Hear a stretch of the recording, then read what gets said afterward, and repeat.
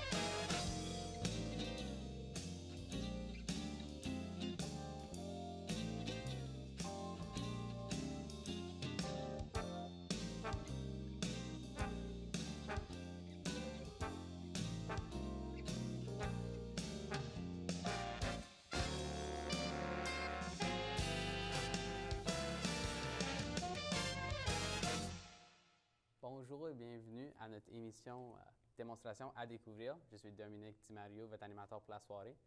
Ce soir, on a Arnaud comme invité, comme chroniqueur. Il a apporté son appareil photo Polaroid. Bonjour Arnaud. Bonjour. Salut, ça va? Oui, vous? Bien sûr. Comment vous procuré cet appareil photo? Bien, en fait, c'est mes grands-parents qui me l'ont offert en sachant que j'avais un certain... comme j'aimais bien la photographie.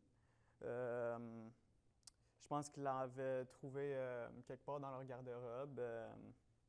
Mais à la base, ça appartenait à mon grand-père. Je pense qu'il l'a acheté dans les années 90, il me semble. Donc, la caméra, elle a quand même plus de 30 ans, ce qui est quand même assez vieux pour l'électronique. Ouais. Mais ouais, elle a surtout servi à capturer les moments de voyage de mes grands-parents. OK. Puis, pouvez-vous nous rencontrer brièvement l'histoire du Polaroid? Oui, en fait, c'est le scientifique Edwin Land qui, après avoir fait des études en physique, s'est intéressé à la polarisation de la lumière. Donc, en 1932, il expose ses théories et ses expériences et il conçoit alors le polarisant artificiel avec filtre. En 1937, il fonde la compagnie Polaroid Corporation.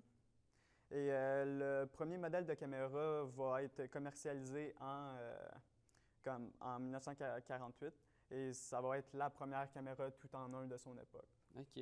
Puis quel impact a eu la commercialisation de ce type d'appareil? Bien, c'était vraiment révolutionnaire de pouvoir instantanément avoir tes photos comme pour les voir tout de suite. Aujourd'hui, on connaît toute la satisfaction avec les téléphones cellulaires de juste capturer ce qu'on veut et de pouvoir regarder. Parce qu'à l'époque, c'était vraiment impensable. Donc, Polaroid, c'est une compagnie qui a vraiment eu un très grand succès commercial. Est-ce qu'on fabrique encore des Polaroid de ce jour? Oui, bien que la compagnie originale ait fermé ses portes en 2008. Surtout à cause de la concurrence avec les nouvelles caméras numériques qui avaient une qualité d'image bien supérieure ainsi qu'un meilleur rapport qualité-prix à long terme. Par contre, la marque Polaroid a été rachetée par la compagnie Impossible en 2017. Puis c'était basically toutes les mêmes caméras. Donc, des caméras à film instantané, mais avec une technologie plus à jour. OK. Puis, avez-vous l'intention de garder votre caméra ou de la vendre? Éventuellement, peut-être que oui, mais pas tout de suite, là, surtout parce que le prix de revente de ces caméras-là est vraiment pas élevé. Là. On peut les trouver facilement aux alentours de 50 $ sur les sites de revente en ligne. Fait que je trouve, comme pour cette raison-là, je trouve pas vraiment que ça vaut la peine. Okay. Mais, donc, je vais la garder pour le moment. Mais peut-être qu'un jour, la valeur va augmenter et puis je vais pouvoir me faire un meilleur profit. OK. Puis, tu penses, dollars, combien ça coûterait? Bien, aujourd'hui, c'est ça. Comme je te dis, ça coûte environ une cinquantaine de dollars. Là, fait que entre 50 et 80 Bien, $. c'est tout le temps qu'on a aujourd'hui, Alright. Malheureusement. Merci encore d'avoir venu à notre émission. Rien. La semaine prochaine, on va avoir comme invité, comme chroniqueur, Pascal Dupuis. Pascal, étudiant de la Cité, après son Rubik's Cube 3x3. Merci, puis bonne soirée.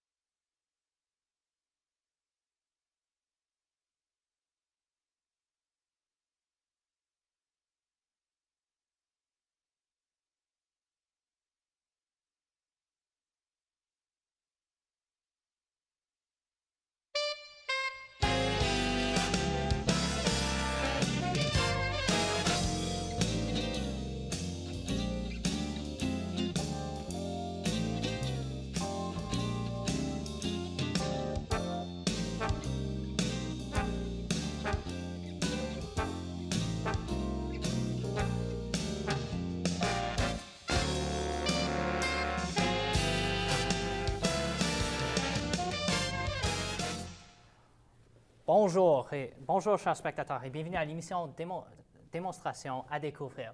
Aujourd'hui, nous allons accueillir M. Ayoub El-Goumihi qui nous parlera de son joueur de cassette Walkman, le premier baladeur musical. Bienvenue et merci Ayoub d'avoir pris le temps de venir sur À découvrir. Merci pour l'invitation. Ouais. Merci. Alors, on va commencer avec, c'est quoi l'objet dont tu nous parleras aujourd'hui?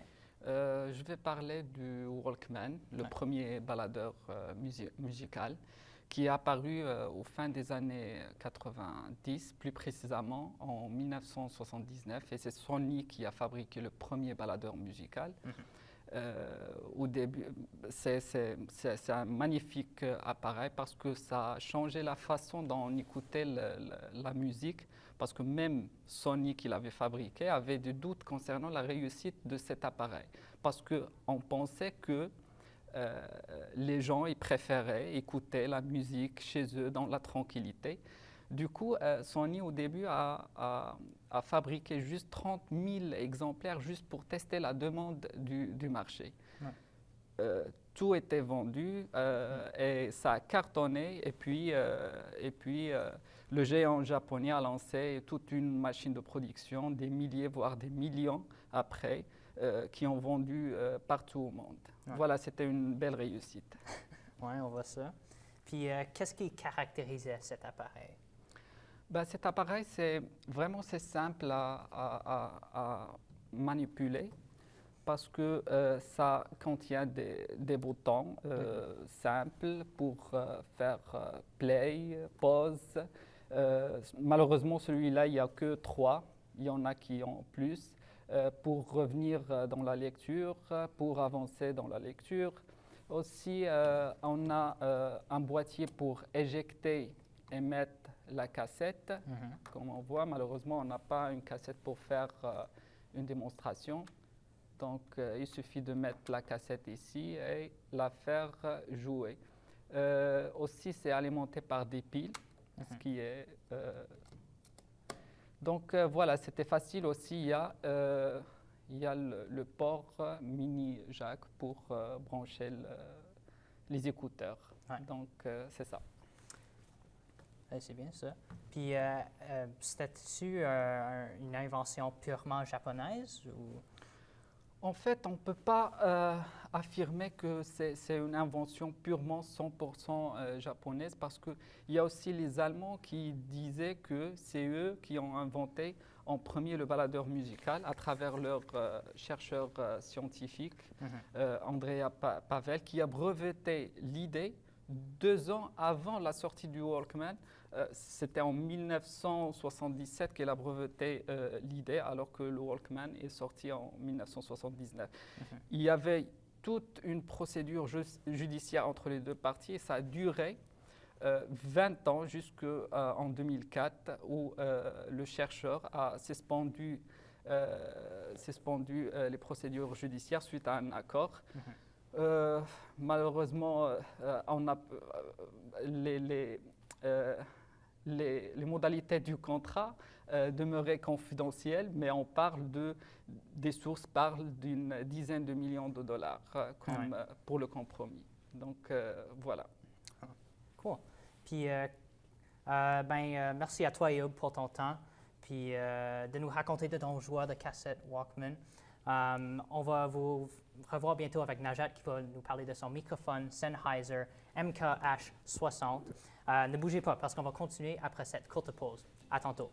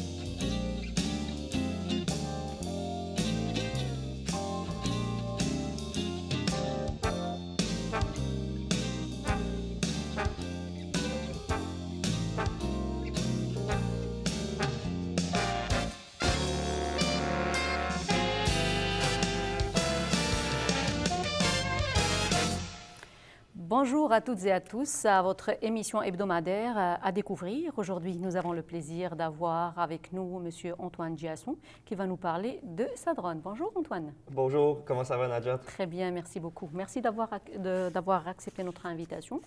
Ça fait plaisir. Merci. Donc la première question, ce serait depuis combien de temps tu fais le drone?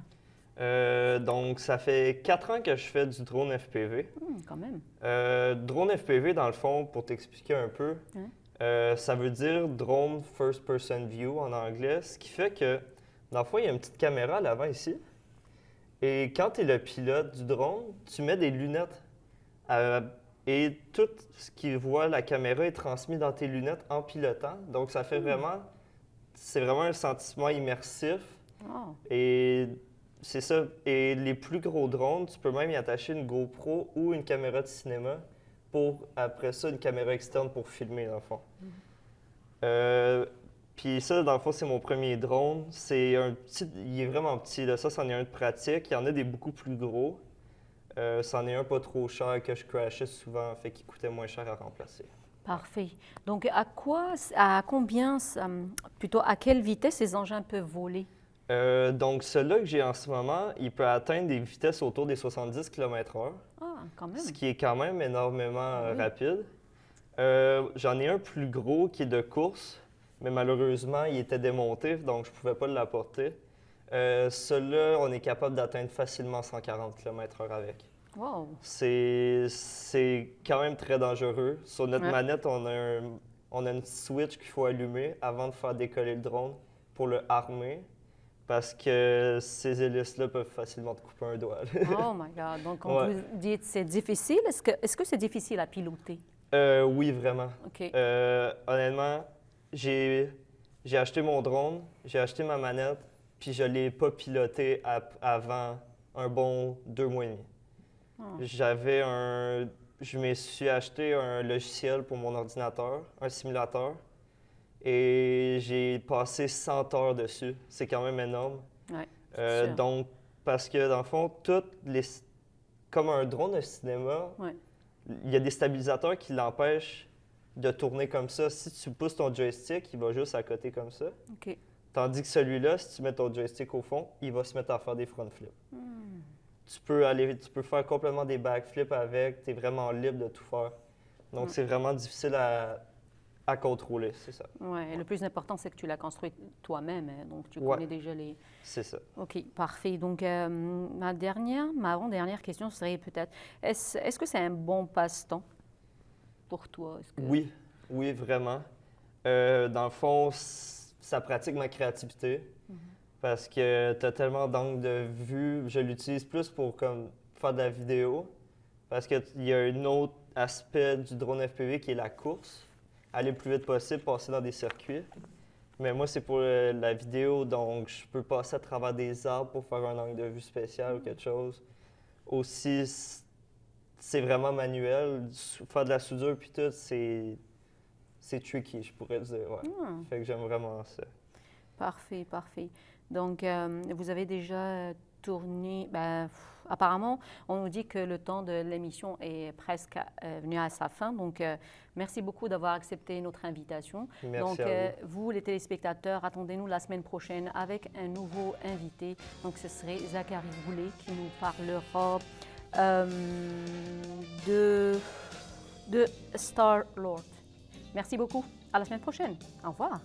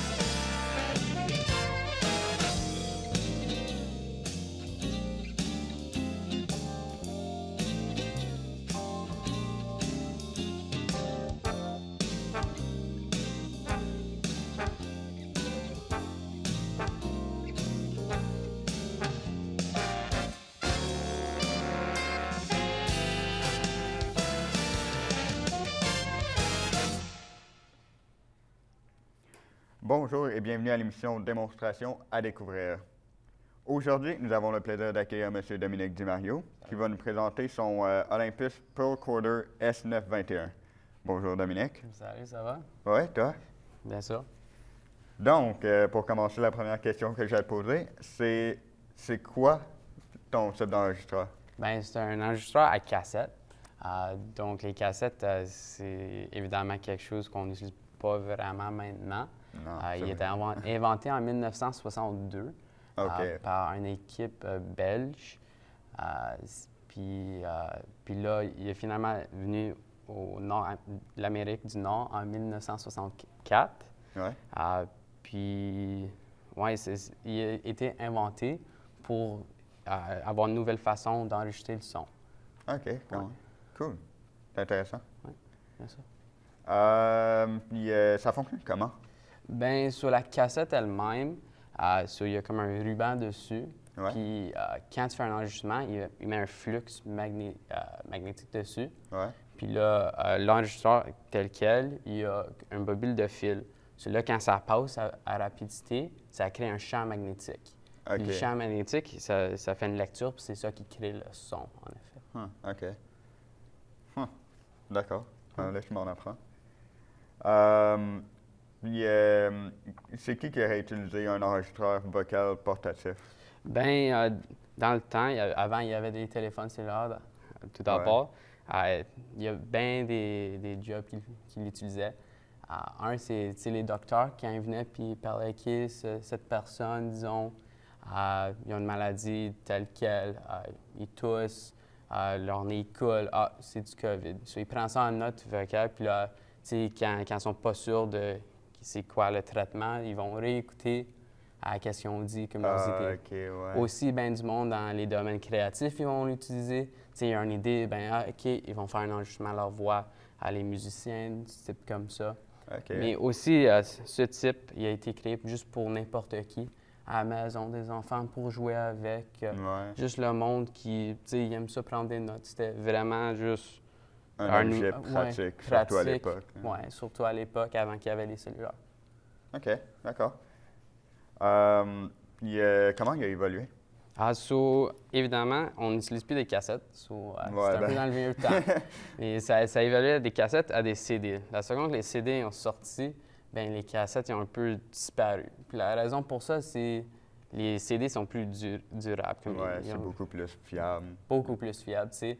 Une cassette, c'est sensible. Tu fais couper le ruban, puis là, tu n'as plus de son. Tu sais, même si c'est une graffinure sur ton CD, ben tu peux mettre du toothpaste dessus, puis il y a des manières pour que ça dure plus longtemps. Non, je comprends ce que tu veux dire. Donc, comment ça fonctionne un enregistrement? L'enregistrement, il y a bien des fonctions, ça semble compliqué. Tu vois ici, il y a un play, record, stop. Si je voulais jouer le son, je ferais juste le play. Mais là, pour faire un enregistrement, il faut que tu le mets en E2E. Tu fais le play puis le record en même temps. Ah ouais, OK. Là, quand tu pars dedans, ça va faire l'enregistrement, puis là, tu fais stop quand tu veux que ça l'arrête. C'est bien facile comme ça. Puis aussi, là, pour le... Désolé de t'interrompre. C'est vraiment tout le temps qu'on a pour aujourd'hui. Merci de nous avoir accompagnés aujourd'hui. C'était super intéressant. Honnêtement, je vais en avoir à raconter aux autres. Puis pour la prochaine émission démonstration, on va avoir la visite de Arnaud Dunel-Beauregard qui va nous présenter, en fait, je sais pas, je l'ai même pas écrit, désolé. Restez des nôtres pour la prochaine émission démonstration. Ça va se poursuivre après cette courte pause. Merci. Bonne fin de journée.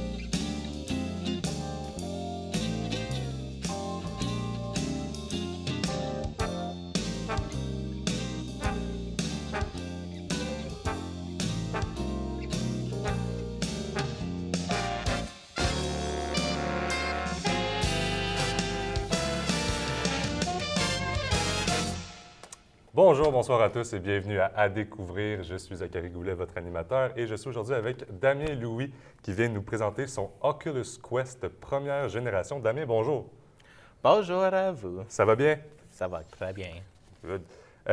Donc, on va commencer avec la première question. Dans le fond, ce type de technologie-là, c'est clairement pas quelque chose qui est très commun de nos jours. Est-ce que tu pourrais nous faire un petit survol, nous expliquer comment ça marche, qu'est-ce que c'est? Donc, ça, c'est, comme vous avez dit, le Oculus Quest première génération. OK. C'est fait par Oculus et Oculus est aussi fait par Facebook, techniquement. Et ce que ça, c'est une casque réalité virtuelle où que si vous mettez votre face là-dessus et assurez que c'est bien sécuritaire sur votre corps, bien votre face, vous sommes capables d'être essentiellement dans un monde entièrement différent de votre choix. Wow. Donc, vous sommes capables d'être dans l'espace, vous sommes capables d'être dans n'importe quelle maison, techniquement. Je ne sais pas pourquoi tu veux, mais tu peux être n'importe où. Donc, ça te fait voyager où tu veux, quand tu veux, comment tu veux. C'est ça? Même si que l'environnement n'est pas vrai. Wow. Wow. Très cool.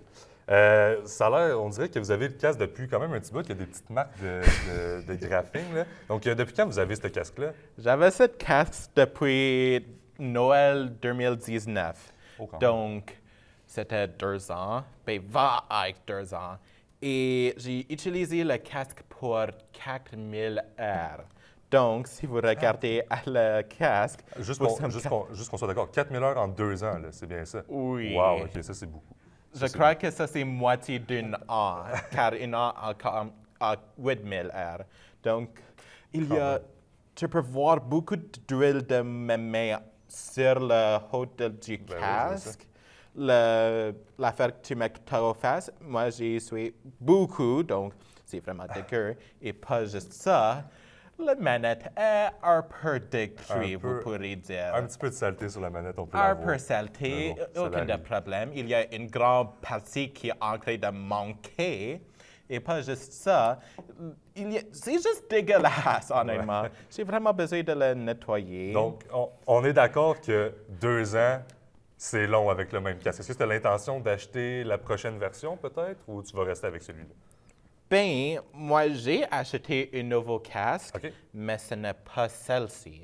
Parce que cette casque, c'est un merveilleux casque pour commencer l'expérience réalité virtuelle. OK. Et le deuxième est exceptionnellement une bonne casque.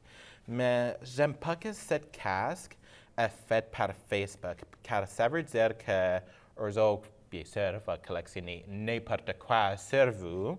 Donc, je ne sais pas au propos de vous, mais moi, je ne veux pas Facebook collectionne plus des fautes de moi que possible. OK. À ce moment-là, est-ce qu'il y a d'autres options pour des casques? Si, mettons, on ne veut pas se faire voler notre identité par Facebook, justement. Oui, il y a d'autres casques, mais c'est un peu triquant parce que il y a d'autres, mais eux autres ont besoin d'être attachés à un ordinateur et eux autres sont plus chers. Mettons, si vous pouvez me nommer une marque, là, mettons, qui serait une bonne alternative. Là. Une qui est assez populaire est le Valve Index. Valve. Ça, c'est ce que je vais avoir, mais c'est 1000 $. Parfait. C'est cher. Merci beaucoup. Malheureusement, Damien, c'est tout le temps qu'on avait. Merci à vous d'être là, d'avoir été là, en fait, et restez là parce que la semaine prochaine, on attend Zach Matt Rollin qui va venir nous parler de l'album Live After Death par le groupe Iron Maiden.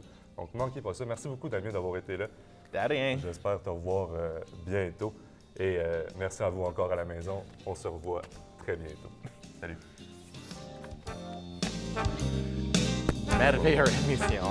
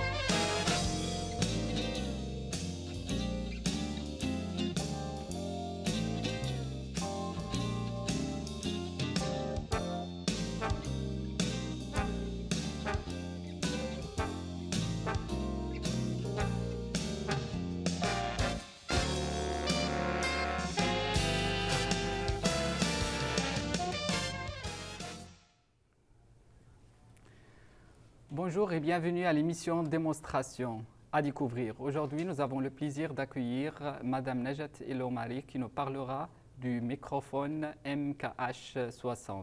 Bonjour Najat et bienvenue. Bonjour, merci de m'accueillir. Alors, ma première question, pourquoi vous avez choisi cet appareil-là? Alors, j'ai décidé aujourd'hui de vous parler du microphone MKH60 parce que vu qu'on est dans la production télévisuelle et donc on aura, les étudiants vont plus voir ce genre de microphone dans différents types de productions, que ce soit reportage, téléfilm, conférence, studio ou plateau. Donc, j'ai trouvé intéressant de parler de ces caractéristiques et de le faire découvrir aux étudiants. D'accord. Et c'est quoi les caractéristiques techniques de cet appareil? Alors, donc, le microphone MKH, Sennheiser MKH 60, parce qu'il y a plusieurs Sennheiser que vous allez utiliser. Donc, le 60 spécifiquement, c'est un microphone électrostatique. Donc, c'est-à-dire qu'il a toujours besoin d'une alimentation qu'on appelle l'alimentation fantôme, qui est de 48 volts. Donc, c'est un micro à condensateur. La directivité de ce microphone, c'est un micro supercardioïde, c'est-à-dire il capte plus le son de devant du microphone et il diminue tout ce qui est latéral et tout ce qui est derrière le microphone. Donc, c'est ce qui le rend plus intéressant, que ce soit dans les reportages ou encore dans des téléfilms, cinéma ou télévisuels. Donc, qu'est-ce qui est intéressant aussi, c'est qu'un microphone, il est maniable, il est léger, il n'est pas très lourd, et donc il a beaucoup d'autres caractéristiques qui sont la bande passante ou la réponse en fréquence de ce microphone qui est de 50 à 20 kHz, qui est à peu près la même que notre oreille humaine qui est de 20 à 20 kHz. D'accord, parfait, intéressant. On voit des schémas sur l'appareil du commutateur, c'est ça? C'est ça, des commutateurs, donc des commutateurs ou des switchers. Donc, c'est des switchers, 3 switchers actuellement. Donc, il a un coupe 2 pour les filtres, un coupe bas et un passe haut, et un commutateur pour diminuer le son à 10 décibels. Donc ça nous permet, au lieu de faire des réglages au niveau de la mixette, si on est dans un téléfilm ou d'un reportage, ou encore dans le studio pour la console, donc on peut faire ces réglages, mais l'important et le plus intéressant sur ce microphone, c'est qu'on peut faire ces réglages au niveau du microphone avant même d'arriver à la console ou à la mixette. Donc les deux filtres, donc le passe haut ou le coupe bas, donc lorsqu'on fait le signe qui est en haut là, c'est plus un passe haut, il passe les hautes fréquences. Okay, il passe les hautes fréquences à partir de 10 kHz. Pour le filtre, le coupe bas, donc il coupe les basses fréquences, vu que sa réponse en fréquence est entre 50 à 20 000, donc il coupe les basses fréquences à partir de 50 Hz, mais de 18 décibels. Donc, ce qui est quand même très intéressant. Donc, tout ce qui est bruitage, tout ce qui est bruit plutôt et noise, donc on peut l'éviter au moment de faire notre tournage. D'accord. Tu as travaillé beaucoup avec ce microphone-là. Oui, j'aime bien la couleur du son de ce microphone parce que vu qu'il coupe les hautes fréquences qui peuvent saturer le son, donc chaque fois qu'on a... Malheureusement, Najat, je vais vous interrompre, mais c'est tout le temps que nous avons pour aujourd'hui. Merci d'être venu et nous expliquer et nous partager avec nous tout ce que vous avez dit. Alors, la prochaine rencontre sera avec M. Antoine Giasson qui nous parlera aussi d'un autre appareil dans le domaine aussi de la télé qui est le drone. Restez des nôtres. Notre émission va poursuivre après cette petite pause.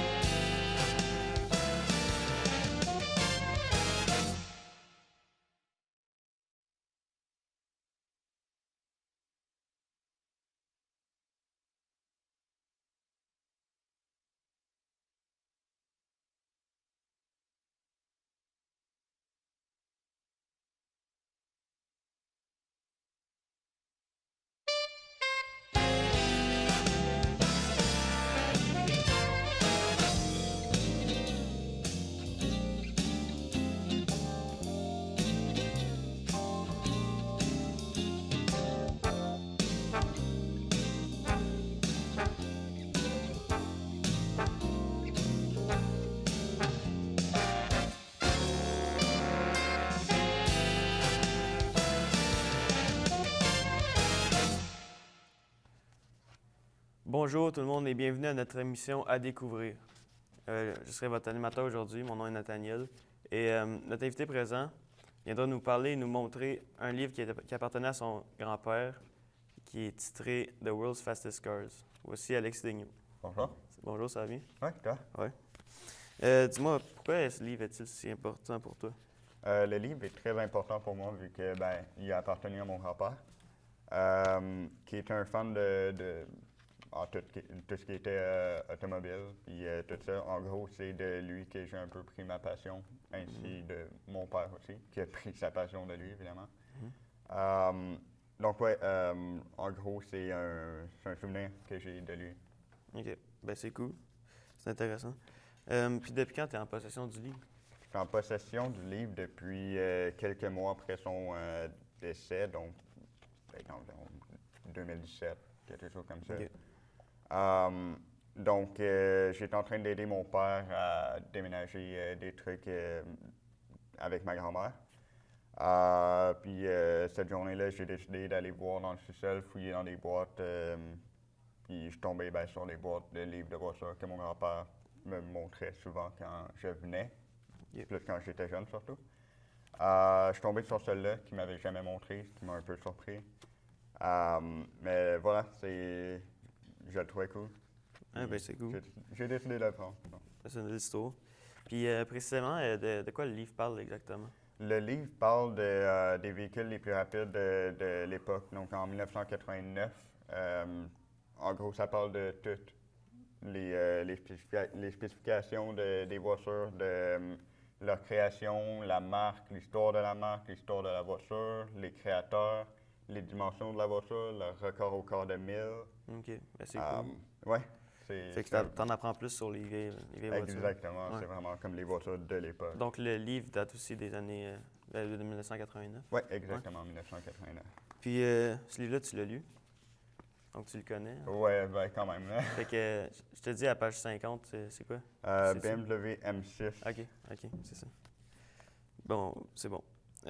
Puis pourquoi t'as-tu décidé de garder ce livre au lieu d'un autre livre que ton grand-père t'a déjà montré? En fait, je pense que justement, le fait qu'il ne me l'ait jamais montré m'a un peu motivé à le garder, vu que pour moi, c'était un peu lui passer un genre de message que j'étais encore intéressé à en apprendre plus et non juste garder le souvenir de ce qu'il m'avait déjà montré. Ouais. Donc, ouais, puis il y a aussi le fait que je le trouvais quand même assez cool. Ouais. Il y a pas mal de véhicules de l'époque dedans. Ouais, c'est cool. Puis, t'aimerais-tu pouvoir transférer le livre aux prochaines générations de ta famille, comme tes enfants? Ou, Ça serait quelque chose que j'aimerais faire, surtout avec l'industrie automobile qui commence à devenir de plus en plus électrique de nos jours. Donc, ça serait intéressant pour les générations futures de pouvoir découvrir comment c'était à l'époque. Ouais. Donc, voilà, ouais, j'aimerais ça. Ouais. C'est tout un changement, les nouvelles voitures électriques, puis tout ce qu'ils apportent pour l'environnement. Puis... Ouais, c'est intéressant, mais je sais pas, il y a comme moins de... Pour moi, je trouve, il y a moins de fun, il n'y a pas de bruit en même temps. Donc, malheureusement, c'était tout le temps que nous avions pour aujourd'hui. Mais merci à vous à la maison d'avoir accueilli Alexis Daigneault. Puis notre prochain invité après la pause, Dominique Di Mario, vient nous présenter son enregistreur Olympus Pearl Quarter S921. Merci à tout le monde. Puis, c'est quoi? Donc, ouais.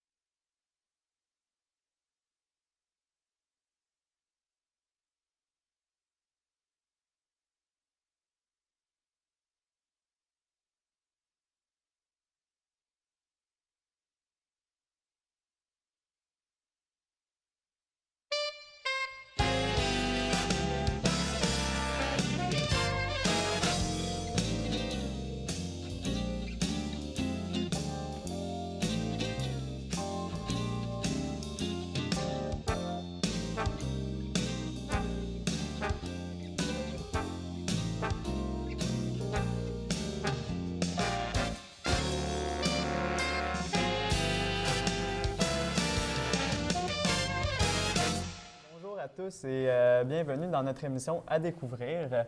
Mon nom est Arnaud Dinel-Beauregard et aujourd'hui, notre invité Pascal Dupuis va nous présenter ses connaissances sur cet objet que nous connaissons tous. Pascal Dupuis, bonjour. Bonjour, bonjour.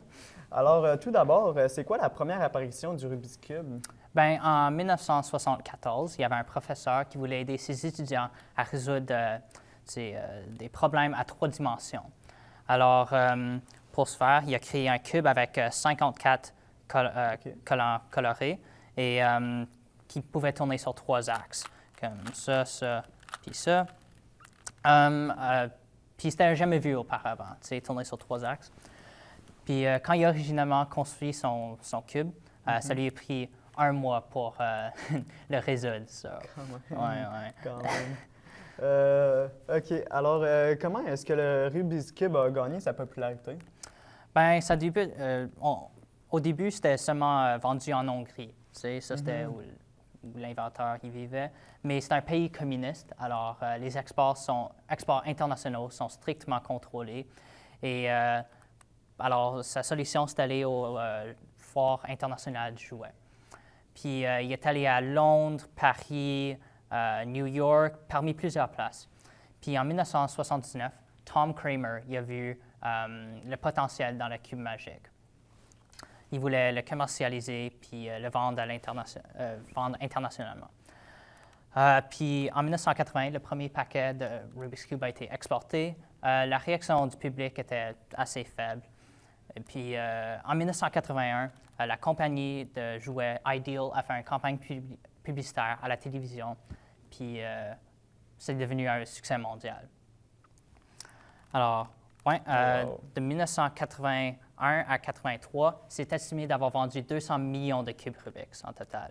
Quand même. Puis à un point en 1981, 3 des 10 livres les plus vendus aux États-Unis, c'était des livres sur comment résoudre des cubes Rubik's. Puis c'est tellement iconique que tu le vois dans beaucoup d'émissions puis films comme Seinfeld, Wall-E, Armageddon, puis même Les Simpsons. Wow! Puis comment est-ce que le Rubik's Cube a été optimisé au fil des années? Le premier cube, c'était 2 fois plus grand puis plus lourd que celui-là. Okay. Puis avec la popularité des compétitions de cubes Rubik's, les manufacturiers ont commencé à faire des cubes de vitesse. Alors, c'est fait avec des plastiques qui ont moins de friction. Le centre du cube, c'est plus flexible. Alors, tu peux couper comme tu peux tourner à des angles plus extrêmes, on dirait. Puis, il y aura moins de blocage. Puis, il y a aussi des lubrifiants spécialisés qui sont faits pour réduire la friction encore plus. Puis, quoi d'autre? C'est pas mal ça. OK. Il y a aussi le côté compétitif du cube Rubik. Pourriez-vous nous en parler? Oui. So, la première compétition de cube Rubik, c'était en Budapest, en Hongrie, en 1982. Puis le gagnant, c'était Min Tai, qui a résolu le cube Rubik en 23 secondes. Puis après ça, la popularité des Rubik's Cube a descendu beaucoup. Alors, 20 ans après, c'était la prochaine compétition de cube Rubik. OK, désolé Pascal. Merci beaucoup Pascal, mais malheureusement, c'est la fin de notre émission. Ne manquez pas notre prochain rendez-vous avec Ayoub El-Goumiri qui nous parlera du tout premier baladeur cassette. Alors, merci beaucoup Pascal, c'était vraiment intéressant ce que tu as dit à propos du Rubik's Cube. Oui, mais c'était super fun d'être ici. J'espère revenir sur cette émission. Oui, cool, excellent.